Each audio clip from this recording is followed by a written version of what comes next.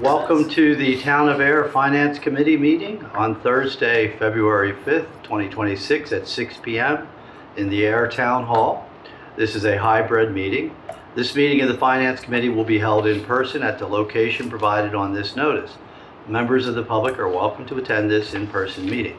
Please note that while an option for remote attendance and/or participation via Zoom is being provided as a courtesy to the public, the meeting hearing will not be suspended or terminated if technological problems interrupt the virtual broadcast, unless otherwise required by law. Members of the public with a particular interest in a specific item on this agenda should make plans for in-person versus virtual attendance accordingly. This meeting will be live on Zoom. The public may access the proceedings by joining Zoom meeting ID 978-772-8220 or by calling 929-205-6099. For additional information about remote participation, please contact Carly Antonellis, Assistant Town Manager at atm@ayer.ma.us or 978-772-8220, extension 100, prior to the meeting. Okay, I'll call the meeting to order. Okay, the first item is approval of minutes. Okay, we will pick that up again. My apologies. No, it's a busy time of the year. So we will pick that up at our next meeting. So committee updates. There's nothing on rate review. There'll be one more rate review meeting next Tuesday. Next Tuesday to finalize the rates that had been tentatively discussed for presentation to the select board and public hearing. Okay, last night was the capital planning meeting, and if you look, I've got a handout. Do you think we have this online? Yep, let me just work my magic here. No, this handout was from the meeting last night also. But this is the final items that were voted on by the capital planning to recommend to the select board for their review. I think we saw this last week. Yeah, sorry about that. Oh yeah. So if you want to just take, I'll just go down and hit some real quick big highlights. We're looking at, again, this is capital, ambulance replacement.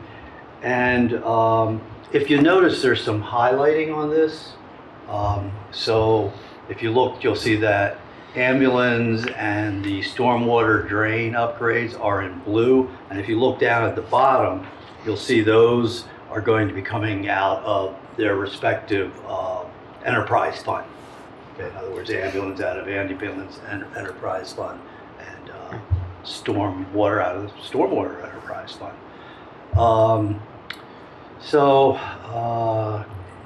Then I'm not going to hit every single one. But there's those two. The one thing was there was a request from the Parks Department for it was a 1.2 million placeholder for the Sandy Pond bathhouse recommendation. So that has been deferred because they don't have it. Hard numbers yet, so that's been deferred. That's been taken off. And actually, you don't see on this copy, but there was, especially down towards the DPW, about 5 items that were pushed off until 2028. So the departments did a good job of going over this. So I think the other, again, more high ticket items is, again, down at sewer fund, there's a 500 inflow infiltration repairs, and then down to the water fund, your annual water main rehabilitation replacement and water security improvements. And again, those are all coming out of the enterprise funds. Oh, the other thing I did want that was interesting was the the last three items under water were the PFAS and other water media filtering items. In any case, you'll see they're in an olive color, and those are all being funded out of the PFSA settlement money that the town received. So those 520, those three items are being funded by that. So so that's the total of it. Barbara actually added on this more today. If you look to the right of the grand total is the last year's capital request. So you'll see that they went down almost by half to this year. So those are what the capital planning reviewed and is voted to recommend to the select board. All right, so that's for capital planning. Any questions on that? Or? Mr. Chair. Oh, I'm sorry. Yes. Just two Robert. things. One is Jen is on Zoom, just so you know. Okay. And yeah, you sort of pointed, I just wanted to point out for the FinCom, and a special thanks to capital planning and all of the departments and Barbara, but as you can see, given the tight budgetary situation, the capital plan total has been reduced by over 4 million in total, or over a 50% reduction. And just the key number, if you look at that general fund total, last year it was 1.6 million. You know, historically, the general fund impact, the target we'd want to get no more than a million, and it's coming in at 646,000. So definitely a lot of work to stabilize the capital plan, taking into account future projects, and also trying to minimize, you know, further impact to both the tax rate and the respective rates in the enterprise funds. So, and this will all be subject to town meeting approval in the spring. Thank you. Okay, thank you, Robert. Okay. All right, if there's nothing else, we'll move on to the next item on the agenda, which is the fire department and ambulance enterprise. Just before we get into that, Jeremy, did you get a copy of that ambulance enterprise fund summary? Yeah. Okay, yeah. That's something that Barbara prepared for us, which is sort of and I have to caveat that this is I just asked her this afternoon, just give us a quick snapshot of the ambulance enterprise fund. So that is what it is a snapshot and a draft stuff. So Chief Johnson and Assistant Chief Janikevitz. That was pretty good. That was pretty good. You would think That I was would really of all good. people I should have. Yeah, no. Great, thanks for having us. So we have a brief presentation, about 10 slides. As the chairman had asked us to, we put some slides in there. He had some questions after capital about maybe a little more knowledge on the fleet and the ambulance side. So the deputy added those slides in too. So yeah, you can go to the next one, Robert. I think the first one was up emergency management director. As you can see, it's only up 1.53, and that was just a matter of on the emergency management salary, a little increase in the stipend I get to be that director. So that's pretty straightforward unless you have any questions on that one. No? Okay, next one please. The fire omnibus, total of 2.7. As you'll see, there's one red mark, and we just looked that up, and that was because that amount was swapped to a different line, so that's why it's showing a decrease. And other than that, pretty much that one's all contractual, you know, that you see. There's nothing else. There might be some minute stuff that that is included in some of those lines, but otherwise it's just a 2.7 for now. Slight increases in some of the service contracts we have. Most of it's contractual. If that was good. Next, please. The chairman had asked after we had, you know, as we discussed, we had a fire prevention vehicle on last night's capital, And some of the questions come up, and the chairman had asked if we could add that. So that's kind of a snapshot on where we're at. As you'll see, I think you get pictures of them too. Yeah, there's Yeah. 15 of them on there. And I think it's a cool retro. That's the old firehouse, of course, back in the day. Well, that isn't the current. Slightly different fleet. Yeah. So this is the one that's. Yeah, Yep. that's just an older picture. Yeah, with the fleet back in the day. So if you go to the next one, it'll show your structural trucks first. Yeah. Okay, cool. We got pictures. So you end up with 3 structural engines. So the one on the left top, that's the newest, and the one in the center is just showing the 2 new ones together. They're a 20 and a 24. 20 and a 24. Yep. And the one to the right is what we use as our spare. So that's the one housed in Groton. It's only used when one of the other 2 are out of service. That's a 93. Yep. Your ladder truck's a 96, due to be replaced. It's on order. Is that the one coming? Doing for the fall. Yep. Doing the fall. Yep. Does Groton Fire Department have access to that if they need it? Or is it parked somewhere? It's parked in a station they don't use, Okay. but we have an agreement that if they also have a truck out of service, that we go back and forth. Yeah, and of course they can move it if they need to. Yeah. I Pull just it out. think you Yeah. owned any land in Groton, right, to park Yeah. these things. Station 3 in West Groton's been closed for years, so it's Okay. just storage for them. So they were, able to house that for us, which is helpful. Because then it's plugged in, it's got air, it's out of the weather, it's in a heated garage. Makes sense. For a 94, it keeps taking care of it. So the other picture you got up there, that's your 16, that's the rescue truck. So that's Okay. all of your structural. Yep. Which has been they're all replaced. Nothing in the future at all on that end. So one more. There'll be your ambulances.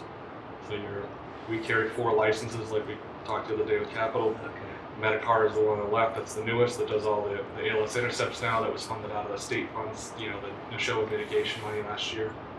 I think it was the $90,000 ballpark. Yep. And once you load all the equipment, that is very expensive. It carries 2 full sets of ALS gear. So both cardiac monitors, 2 vents. It's got everything. Then on the right, it's your 2 transport ambulances. They're a 16 and an 18.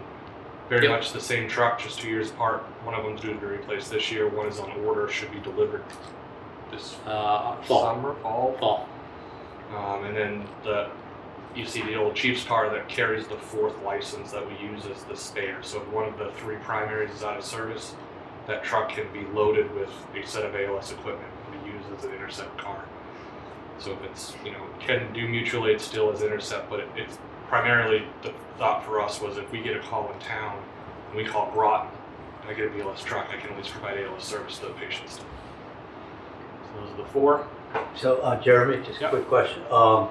So technically, I've learned over the years, are these ambulances or actual? I mean, does ambulance mean that it's completely? They're all fit? called ambulances. Oh, okay, okay. But Their licenses, they class them. Class 5 is non-transport. That's what the 2 cars are going to be, and the other ones are class 1. Right?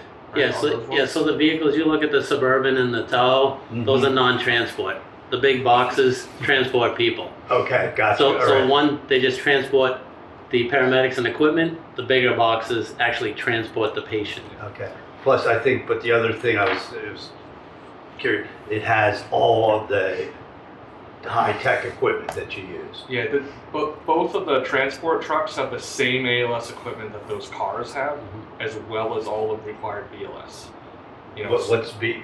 So all the bandages, the oxygen, the cot, Okay. all of the BLS equipment that any of our EMTs can use, or we would meet up with another town that they would have, and then the cars only carry the advanced equipment. We don't, because you could never fit all of it. So if the 2 ambulances are in Leominster, say, and you get a call for ALS, you send them one of the cars, and you just stay there until an actual ambulance can show up. We typically a transport ambulance is dispatched at the same time, so hopefully Okay, from someone else. hopefully they're meeting you there. Yeah. And we try to do that. It's not just when the ambulances are out. If we get an ALS call out of town, that Medicar responds first, trying to preserve that transport truck for the town. So that's the idea, is trying to take the mileage off the more expensive, the non-transport car, you're talking under $100,000. The ambulance. What was the debt exclusion this year? 570. So we're trying to keep the mileage off the higher expense vehicles. Keep it on. And we were fortunate enough the vehicle on the left we got some impact funds from the hospital when it closed. So the $250,000 that we were given was totally put towards that. Between the car and the equipment, we spent everything on it, and that was cost. So that is something I think we always thought of something to do, but we just didn't have the funds or to move forward with it. So this gave us that capability. To the deputy's point, it just saves the wear and tear on a $500,000 ambulance, and we can drive a car around instead. So now the new ambulance that we're under capital requested, so will that be a third one?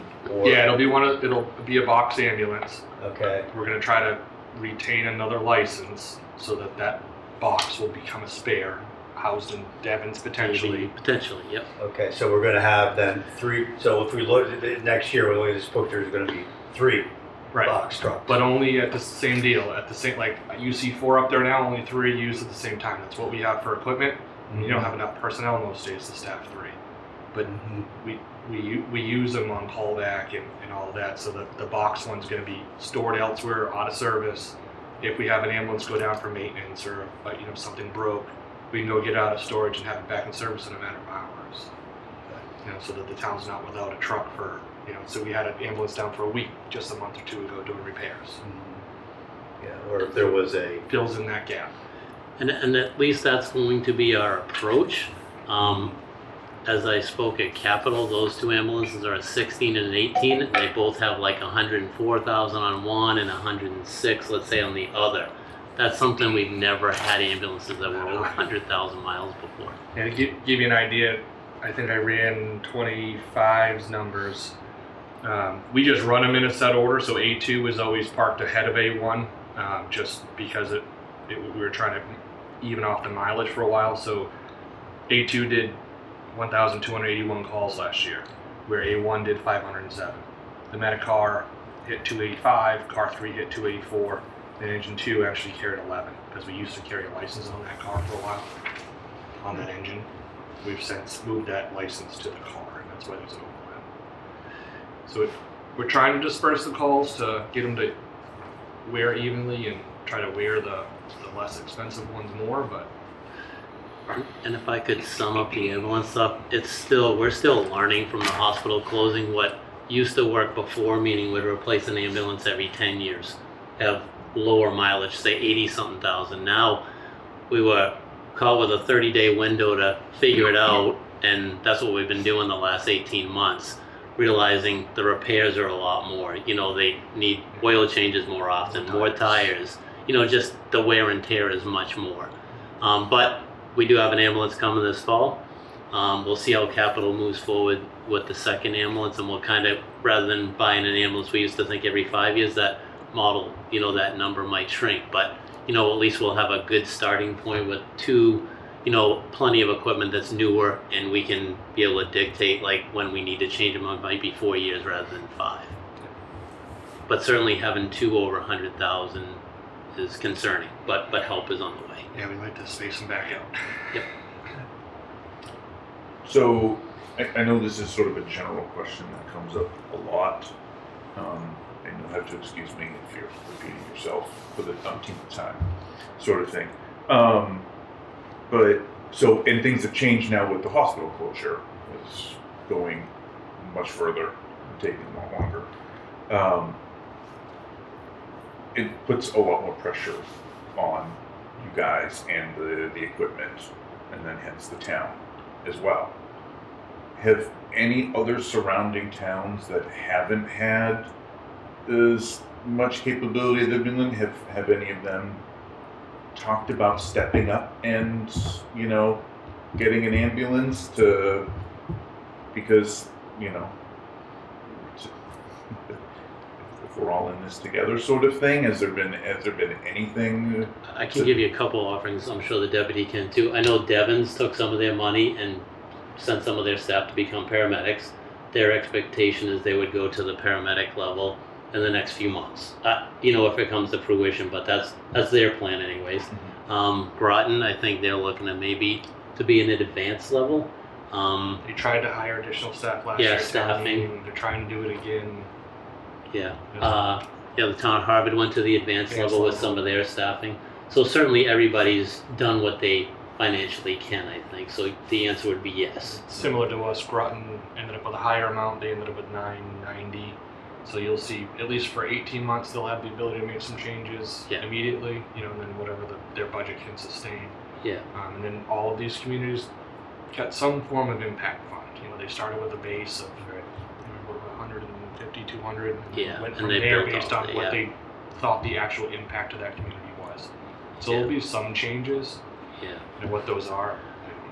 Yeah, so the 250 that bought that car was basically for capital outlay, and I couldn't speak to all the communities what they did with it, but we did what we thought was the best for our town. And then maybe I can get back to your question, maybe even more. We can explain a little bit more about the impact fund that we get for from the state as well. But I think if we get to that last slide, we'll be able to answer that question a little bit, at least on the labor side for sure. I think the thing we didn't include in is when you look at that, you're like, oh, we have 4 ambulances, we're good. You have to remember the conversation we had last year, where that our shift is 4.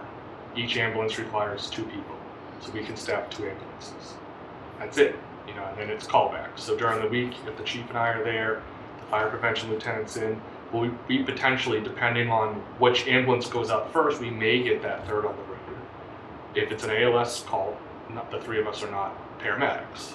So, but if it happens to be that intercept car goes out with 2 of our employees, and then either the ambulance goes out, and we can then staff that third truck pretty readily. But that after hours, when the admin staff goes home, that's then falls to the call department or some kind of callback for off-duty personnel. So that's where we're looking now with the current impact money. We'll talk about that, a little Yep. later. Yeah, cool. Great, thank you. And then that's the rest.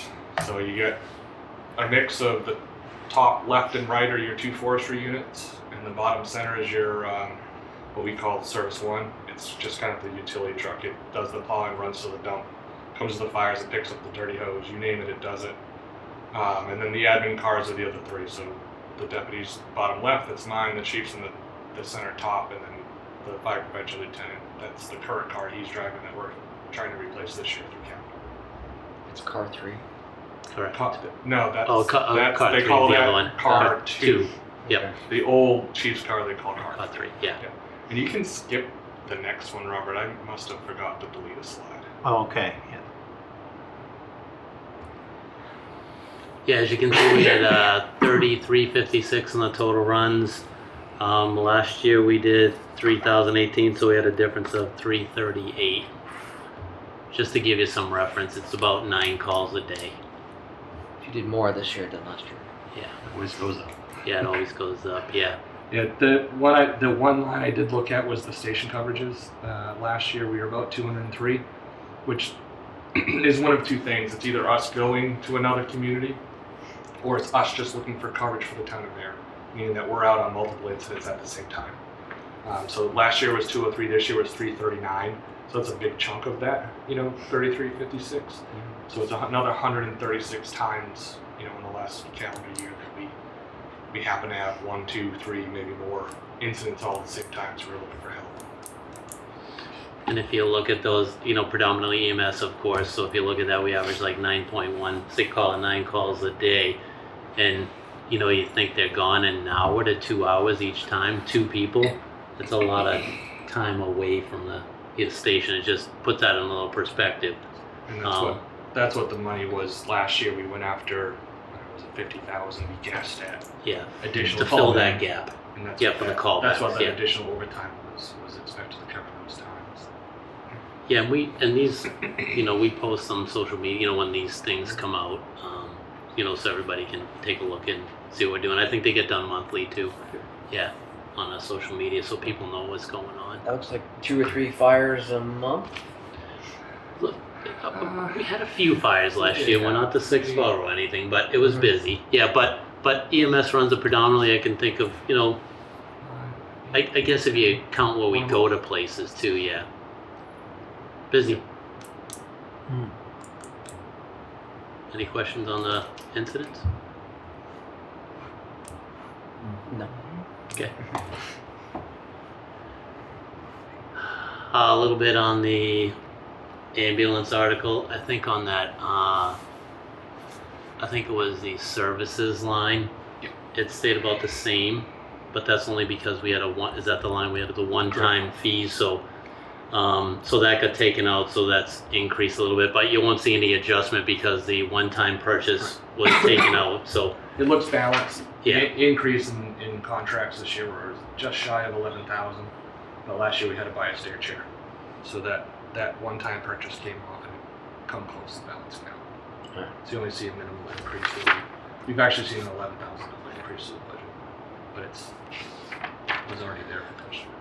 And I think you'll always see in this one, we increased the reserve fund 20,000 last year. We didn't get into that, but we thought it's just, we don't know how the last 18 months have been. We got that equipment wise, meaning supplies. So that gives us a little bit of a wiggle room. We think we're good there, but we have a little bit of time to figure that out, whether that needs to be adjusted. And that would only probably be like a $5,000 increment if we were to change that. But for now, we're comfortable with leaving it at 20 with a little time if we need to change it. We leave the rest of that blank. That gets worked out with Barbara. As she does the Yeah, and I think that ends up being on the other ones. Some Yeah. of the operating reserve. We're currently working on some of the indirect costs. Being how much labor we charge. We're working trying to transfer some of the omnibus money towards the ambulance account. See where it comes out before town meeting. See, she could rename it the ambulance department. Fire I department. think some people refer to it as the ambulance fund. Anything works like that, yeah. Yeah, so the next one is that sheet that Barbara had sent out. So the bottom section is essentially the slide you were just looking at. They're slightly different over on hers. And then the top is the revenues. What we have been taking in historically. And I think this is always a work in progress, right, Robert? Till we get up to up to March, we work back and forth. We did our part on the top, and then as things move along. Yeah, I think her note said that she's going to adjust that FY27, the 650. That's an estimate. What we expect to come out. I think she's going to adjust that up. Was it 720? I think. Yeah. According to her note. Yeah. And that's just based on what we've been seeing for receipts for the last 6 to 12 months. And the revenues have been strong, so we're gonna continue to work with the finance team, the town manager, and the finance director to see if there's any help we can provide anywhere else. Since the receipts continue to be strong.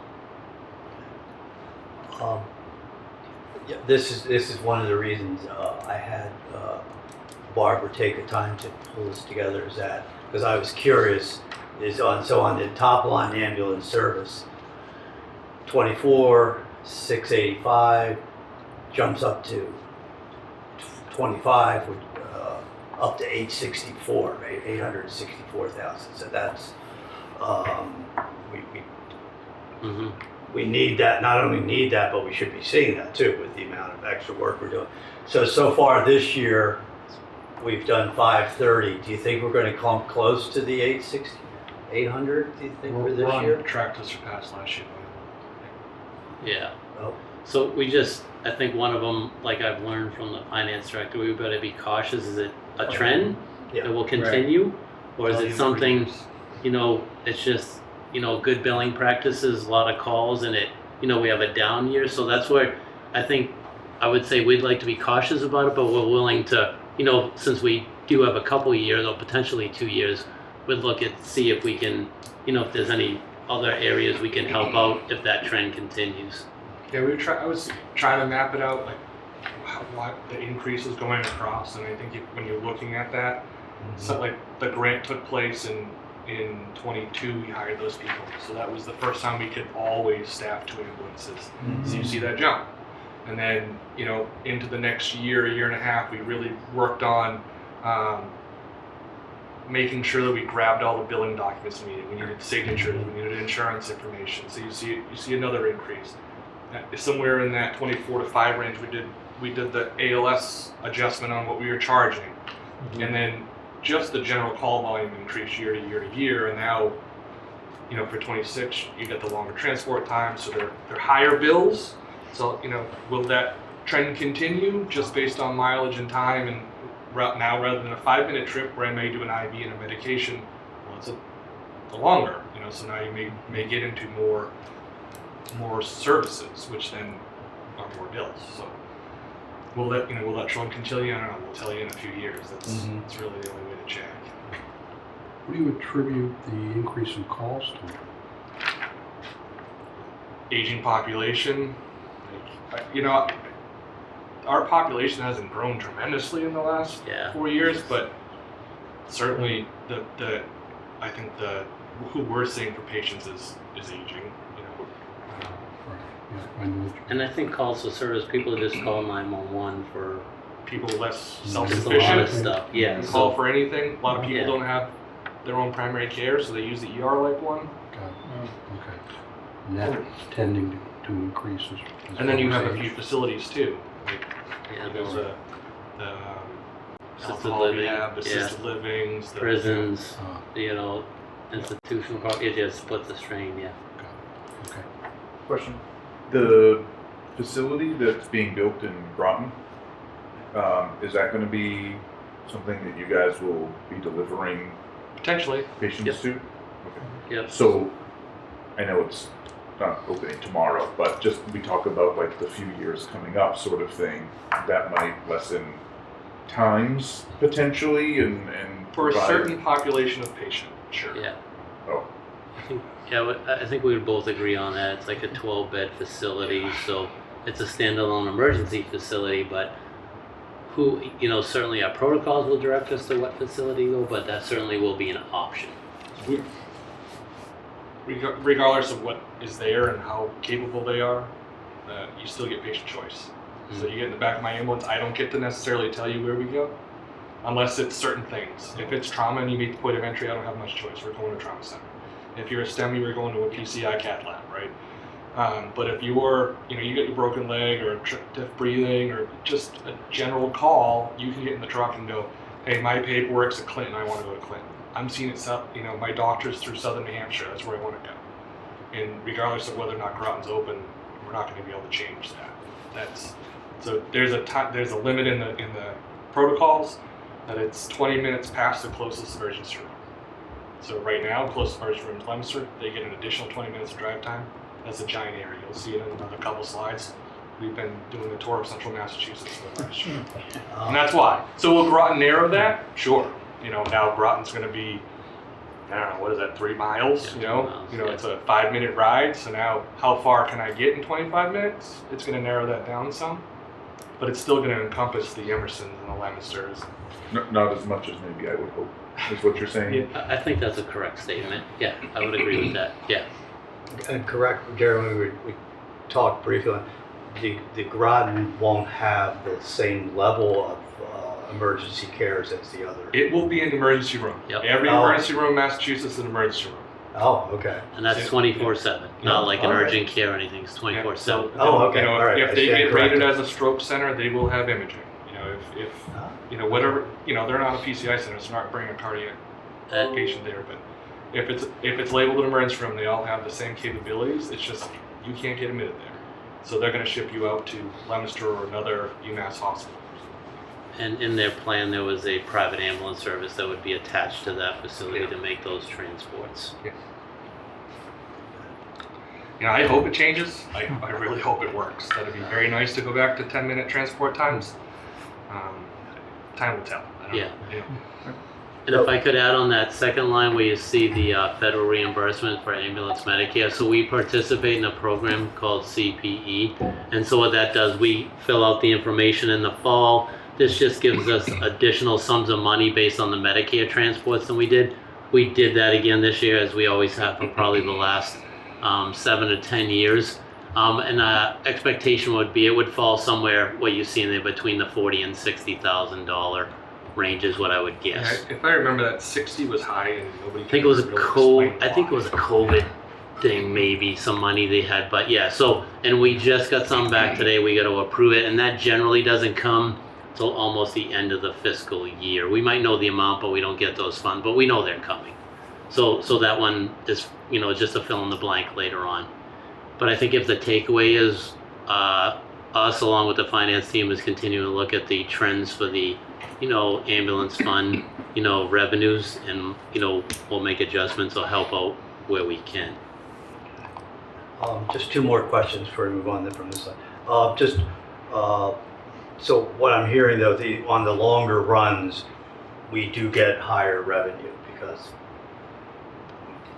Yes and no. We do more skills to hit that ALS2. I'd like to dig into it. I haven't gotten quite that far yet this year. You got to do a lot to hit an ALS2 call, but if we hit that marker, yes, you will get a higher revenue. It's I don't remember ours off the top of my head. Yeah, it's probably $500. Yeah. But I think the big difference is the loaded mileage, where it used to be 3 to the show, but now we're doing 12 or 16. So you get paid one way. We bill, what they call them ancillaries, right? Yeah. So we still bill ancillaries, so like loaded mileage. So that is, those bills will rack up for every call. So the other thing is that we recently are set up to get some 830,000. Yep. We'll get to Yep. that. We got that slide coming. Yep. But that's going to be affecting this pot. Not really. Okay. Actually, That'll be Very good. separate. Yeah, Well, that's on okay. our last slide. If Yeah. we can Yeah. cover that too. Very good. All right, thank you. I think he just. Let me run through these. Yeah, he ones. just has some statistics to show. Yeah, so this is Yeah. just showing you what our year looked like. So that, like we had said, we did on the right-hand side, that disposition category is just telling us what it is. So that 2326 is the number of patients we interacted with. And if you go all the way to the left, that purple, that 1649 is the number we transported. So to get, the difference, that's what all the other blocks are on that left graph.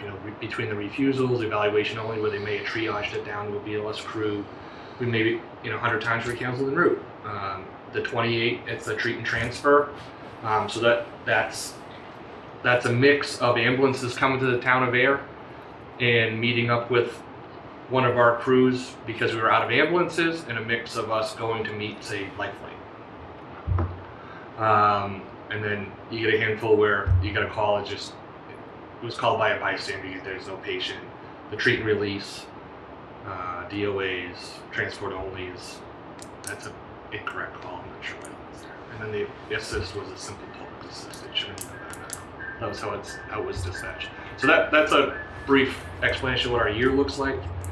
So the next one shows you, so we do everything based on service types. We break it down to the ALS intercepts, so that's the calls going to neighboring communities. 901 BLS, that's calls in the town of Ayer.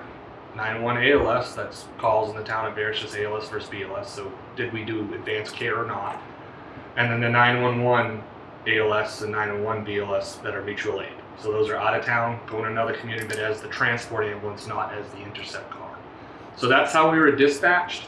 And the reason I did them separately is so you can see that's in that order. Looks like we went to the most intercepts, and if you go to the next slide, it's actually just on transports.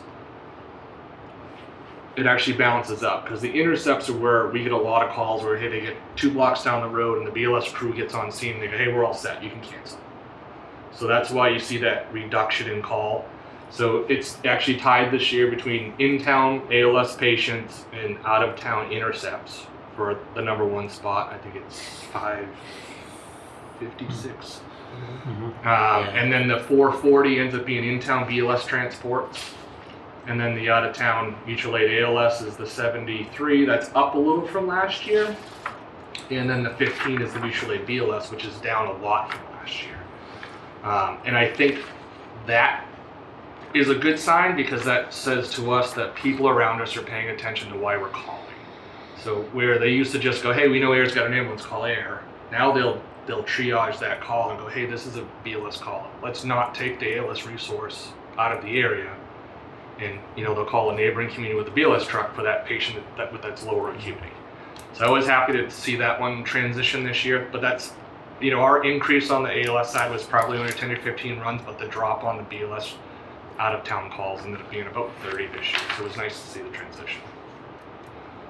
So the next one tells you where you've been going. That's all your destination facilities. So the vast majority are still going out to Leominster. I I don't think I saved it. I think it's in the like 54, 56 percentile. Emerson Hospital's next. They're close to not quite 40%. And that's all over the map. Out to University, that's our closest trauma center.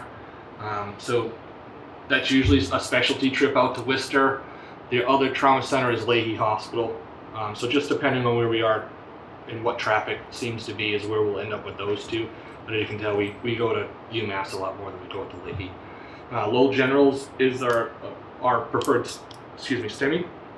So heart attack, PCI center, that's where you're gonna go get your cath. St. Joe's was kind of a new add-on in the last year that we've been traveling up there, and that's hit or miss as to, I don't think we really take a lot up there from town. I think that's more or less that we end up in Groton and that patient's being seen in Ashland. Same thing with Southern. Life Flight, like I said, we've used it a bunch more. 6 times this year compared to we used to barely only hit it maybe a couple. Clinton Hospital is now in the mix. The UMass Memorial Campus is in the mix, and that's more or less when we're told to go there by medical control. And then Boston Children's, we ended up out there a couple times, Newton Wellesley a couple times. Brigham and Women's, those were all, most of those ones down there are specialty reasons. Like, going out to Mass General or Children's, it was because that person had something very unique that was treated in that ER by a surgeon down there, and that's where they needed to return. That's not a hey, I want to go to Children's, so let's do it. It's, they get an LVAD or they have a weird complication that needs to be seen back at the hospital. So that's where we're heading. The next one, again, just shows you the dispersion by day. Sorry, can I ask a question? Oh, sure. What, this is a curiosity question. What makes you choose like Life Flight over just driving down to Boston? How severe it is? Or? Time, yeah. So it's, the golden hour is the rule they throw at you. And then it's the acuity of the patient. Like, how sick are they? The crew on the helicopter can do a lot more than we can. Just based on they can do RSI, they can start blood products. The Life Flight comes out here with it's a physician and a nurse, where Med-Flight flies out with a nurse and a paramedic. They're all critical care trained. I know Life Flight, they hound us on it that, we may match in time of getting to UMass, but the benefit of us calling the helicopter is once you're in that helicopter, you're in the UMass system. So they get you registered while you're flying, and when you land and you go, hey, this kid needs ECMO, you just go do it. Versus I bring you in the trauma bay, you spend 15 minutes getting poked and prodded by the team of doctors before they can move you upstairs. So as much as our transport time may equal out, where I might have to drive 5 minutes and catch a landing zone, and then it's a 7-minute ride in a helicopter, and hey, we could have been there already. There's a trade-off in, well, you're already in the system as soon as you're in that helicopter, because they start loading you into their processes. So And it could be an extrication time, like we're at a particular call, a medical, see if Life Flight's available. By the time we get that patient out of the house, into the back of the ambulance, they get them stable, 10 minutes, 15, they're already landed. So you're only a 5-minute drive. So we're talking like a 40-minute drive, let's say, plus the extrication time. So to his point, you're under an hour. This way, if you drive, you're almost there or a little after. We're talking 30, 35 minutes. Yeah, and generally the medics are aware, like if they need something right away, they'll call instantly. Because sometimes if they're available, they come right out of Fitchburg. And you get about 3.5 minutes of flight time to get here from where they're You go to the hospital? There's a pad out back, right? No, we go to the high school park predominantly. Use the baseball Yeah. field at the park or the high school. Yep. Yeah. We can land them just about anywhere. They'll land them at any open 100 by 100 square if you give them the GPS coordinates. Yep. And I have it listed as Life Flight. It's a consortium around here, so we call Life Flight just because that's what our policy says. By calling Life Flight, they actually just get you the closest aircraft. So that might be Med-Flight, that might be DART, that might be Lifestar. Like, there's a lot of helicopters all around New England, and you're just going to get the closest available aircraft. So that's the incident breakdown by day. The chief was saying, the average come out to about 9 a day. That just shows you we're about equal. Sundays, for whatever reason, seems to be a slight bit slower, but they're all about the same, 7 days a week. Pretty steady. Yep. So then the next one is called by hour. So that's what our 24-hour period looks like. So we really, like, the overnight dips off slightly, and then somewhere about the 8 o'clock mark in the morning, we start to get busy again. And from that 9 o'clock through, somewhere 6, 7, 8 at night, that's our peak. So to go back to your question, that's what we're trying to focus that state money on. Is how do I impact that peak? Yeah, so we got the 250 for impact money for capital right away, and we moved forward with probably 12 chiefs or so with the help of our local senators and reps, both in Middlesex and Worcester counties, to see if we could get additional funds for labor, meaning towards, hiring people or additional staffing. That took several months, but we were able to secure $10 million, which $5 million went solely for in the Neshoba Valley area, and then it was $5 million to all the affected Stewart hospitals. We could still apply for that if we want, but we were lucky enough to be just, an impact for the Neshoba Valley area.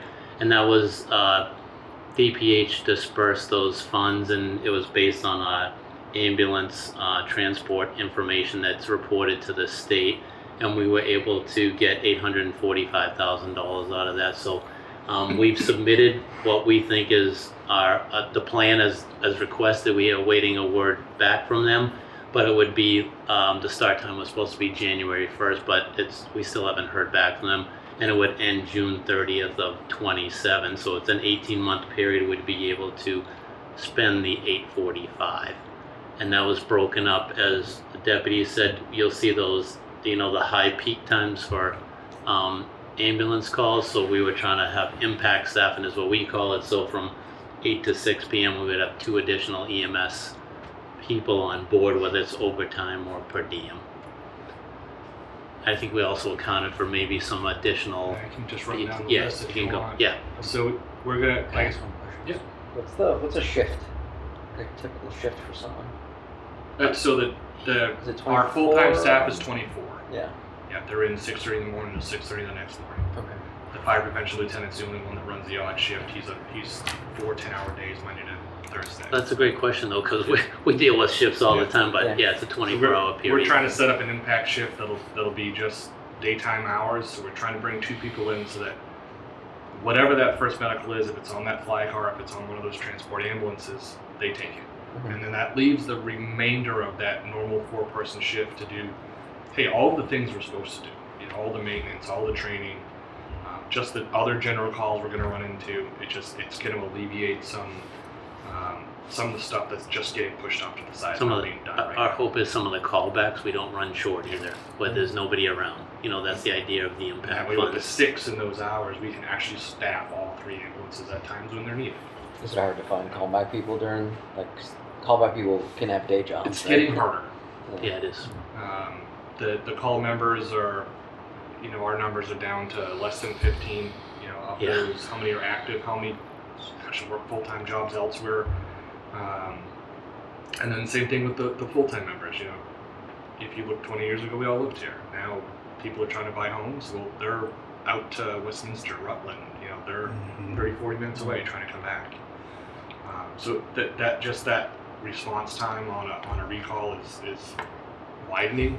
So that's partly why we looked at this, trying to use that impact money as, let's have an experiment, see if it works, see how we can cover all that time. So to run it down for you, it'll be 2 personnel on that about 8 to 6 window. Our theory is to do 1 on overtime out of the full-time staff, 1 either per diem, which is I'm going to hire some just true per diems from outside the department that are just EMS providers, as well as our call members that are qualified to work on the ambulance. So build the 2 shifts a day. So that'll be for the as much as the 18-month period as we can get once the contract's signed. We're going to use another $30,000 for medic school. We hired a basic provider a year ago, coming up in pretty a soon. year. We had a paramedic leave. There wasn't a giant pool of paramedics to hire from, so we decided to hire the best candidate versus let's go look for a paramedic. He's a town resident, he lives in town, super excited to be here, he's a good employee. He used to be a school teacher that taught biology, so I think he can handle medic school. So he'll be through school in just about as long as this grant period lasts. And then because we're taking on this shift, having to schedule 2 people a day, we're looking at having to purchase some additional software. We're still archaic. We fill overtime on paper. So we're looking at having to buy some scheduling software, and that'll just then help us out with payroll and everything else. So there's a few thousand set aside for that. And then with all those per diems that we're hoping to hire, if we can get 10 to 15 people, well, that comes along with uniforms, and that comes along with the need for 2 more radios, and having to do HRD physicals for all of them to onboard them. So there's another, 10, 20, 31-ish $1,000 there for that. We're looking at trying to cover callback money. So we can match the money that the town put into the budget. We can use this money up first, so that way if the budgeting money's left, it reverts to free cash. If not, we have a cushion of what's left in the budget to cover both. And then there's a little bit of money for instructor hours, and because we have to onboard these people. Our ALS agency is pretty, we stay pretty current, so as we onboard ALS personnel, we have to do all the things. So we have to teach them our vents, we have to teach them how to do surgical gripes, we do ultrasounds in the field. We're starting to do pre-hospital antibiotics and blood cultures. So all of those things that we've taken on, through our medical director, we now have to teach all these employees as we bring them on. So we have some money for education and instructors, and then a little bit of funding we carry a per diem every Friday, Saturday, and Sunday now for an 8-hour period. We're going to try to expand that to the 24, so that cover that weekend hours when the fire prevention lieutenant were not in, so there's a 5th body in the building. I think too, this was just when we proposed this originally to the state, we had asked for 2 years, they funded 1. As I've told town manager already, I've already put the bug in their ear that, how important year 2 would be. We just got to keep that pressure on to make sure that's funded, because I think if we're going to be successful at the end of this, like what would the end result be? Is there a day person we need to hire? I said, I think those funds will help us get to that point and be able to make a good, decision as a town. And I think we need a 2-year sample to see where it brings us as well. But certainly we'll continue to advocate for that 2nd year as well. Couple observations. So do we or have you records of the assist that we're doing by town? I'm not asking for it tonight, but I'm thinking as we again look for money like this is state level, so we're serving the bigger areas. So if we have something that we can say, hey, this is how we're serving the other towns. Yeah, and that does break it down how we go to towns. Yeah. Okay. Yeah, we don't need it tonight. It's just and I think they're well aware of what we do, mm-hmm. and I think some of the money that's been dispersed to the other communities is trying to make an impact. Not only to maybe take some of the pressure off of us, but to help out their own communities. But I don't think everyone needs paramedics either. Do we all agree with that? So we don't. But back when we started this program in 04, we thought that was the best step for Ayer. Do we think it would get to where it is? Absolutely not. I mean, it was about Ayer and the paramedics, and it just grew. But so did other communities such as Littleton and Pepperell and you know what I mean. But not every community needs paramedics, nor can it be afforded. Yeah. I mean, because the question is, do you want paramedics or do you want good paramedics? Right. And to be a good paramedic, you have to have the volume. So what I'm getting is, hey, we can fill that gap, but yeah, I do have that. We need the funds. I just didn't include it on here. Oh yeah. I ran it the other day. 61% of our calls on Ayer, so 1,415. We hit Groton 15% of the time. It's 339. Shirley was 10% at 244. Devon's was 10%. We can get you that if you want. Yeah. Harvard was 45 calls, 2%. Littleton, 35 calls, 2%. Mm-hmm. Pepperell, it doesn't even register as a percent. It's 2 calls. Leominster was 1. Lunenburg was 1. Westford 1. They all register less than 1%.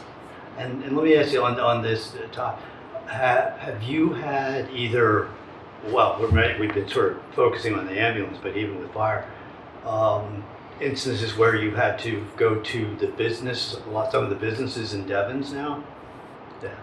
Yeah, I mean, you go to the businesses as much as any other place. Yeah. Okay.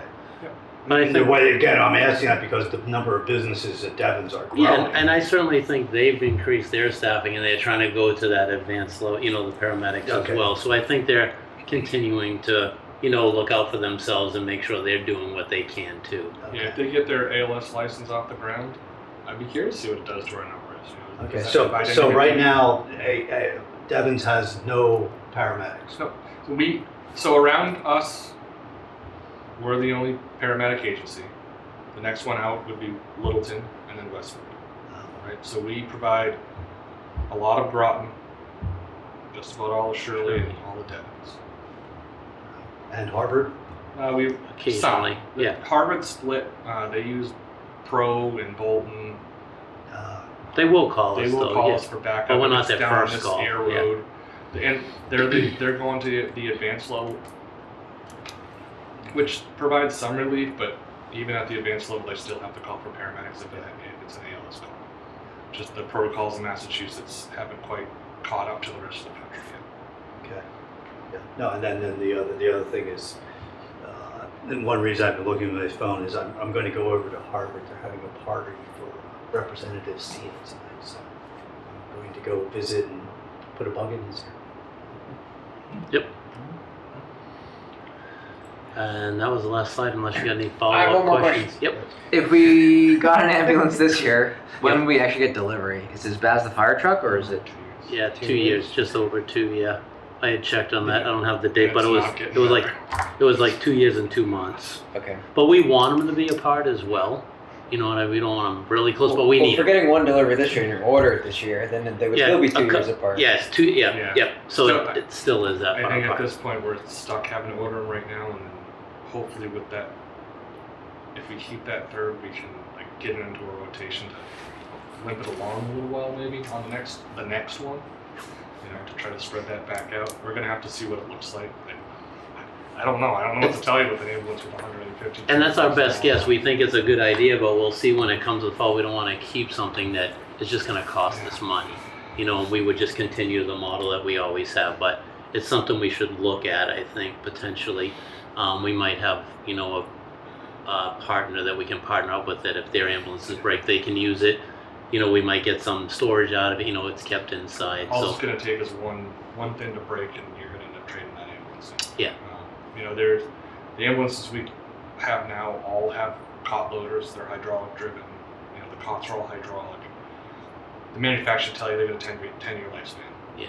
So we're gonna try to limp that thing along. You gotta get it out here to be inspected every year. At some point, that thing's gonna fail an inspection. It's just not gonna be worth fixing, and they're super expensive. They're $35,000, $40,000 Yeah, for a 40 loader. to 50 with everything. So, I think it's a lot. When the thing breaks, that's going to be the end of it. And that'll be your trade. that's a great point because that might drive us where it's not worth it because there's maintenance to do with that. If they're saying it's extraordinarily expensive, it might be not worth it. You just take your I think we're limited trying. money you get for a trade-in and you just get rid of it then. But it's something we need to look at for sure before we trade it in. Yeah. Is it a good value and a return for us, or do we just keep what we've always had and we have that spare car? If one of the, 3 EMS units are out, we just bring the spare car up. So we're going to take a close look at that. And we always had in our head it's 5 years, 5 years, 5 years. That is certainly going to shrink. What does it shrink to? I don't know. Is it going to get down to 3.5, 4? I don't know. I'm not sure. But we're going to have to do some trial and error and watch what the service life costs are in the next couple of years. Yeah, I think we got some good ambulance returns. We got some impact money come. We'll see what the next year brings us. Okay, Jen, do you have any questions for the chief or deputy chief? No, thank you very much. Good, thank you, Jen. You're welcome. Then I'll open it for public input. Pauline? Just Good evening. I'm in my kitchen and I'm sorry if I'm echoing, so I'm trying to modulate my voice. I had a question from earlier about what you discussed regarding capital planning, Mr. Chair. Are you taking a formal vote on the capital planning decisions? Or if you are, when? Oh, no, Pauline, all as part of our agendas during this time of year, since since there are finance committee members that sit on capital planning and sit on rate review, we have an agenda item where the finance committee member that went to that committee meeting, say either rate review or capital planning, comes back and just updates the finance committee on what happened at capital planning or rate review. So those are merely updates and informational items only for the finance committee. No, I understand that, Yeah. Kurt. I was at capital planning, I think last night. Capital planning approved, Robert, you can help me, I don't know how many millions of dollars in borrowing and appropriation. And I believe it is the finance committee's responsibility to endorse that because you represent the resident. So I'll leave that hanging. I'm not expecting an answer. I would rather move forward to what Chief Johnson and Deputy Chief Janiskevitz presented to you tonight. And if any of you, and I'm sorry, Tim, this is a broken record for me. If any of you have any questions about what our fire department does or needs for funds, please ask to shadow them. Spend a day in their office. Listen to their radio calls. Understand what they do 24 hours a day. It is unfathomable. And I do want to ask Chief a question. Did I just hear that you're hoping to hire 2 more personnel? No, what we're gonna do with that impact money, they wouldn't be hiring as to be taken on into the operating costs. That would just be funded either on overtime or part-time or per diem staff with that impact money. 2 more people are 2 more people, whoever pays for it, in my view. So I thank you for that, and I'm glad you're moving forward. And as I said the other night, whatever you need, you just ask. I'll support you. Thank you all. Thank you, Pauline. Good night. Anyone else? Okay, with that, Chief, Deputy Chief, thank you very, very much for taking the time and to come out and put all this information together. Thanks for having us both. Good job. Appreciate it. Anything else, just would be happy to come back. Great. Thank you very much. You're welcome. Okay. We've covered public input on our agenda. Next item is, our next meeting is 2 weeks, February 19th, and we have Neshobatek, Dr. Pigeon. Dr. Pigeon. So, Okay. get to you. So this will be a good presentation. Anything else? I'd like to make a motion to adjourn. Second. All those in favor? Aye. Aye. Jen? Bye. Aye. Great. Thank you very much. The meeting is adjourned as of 7:03.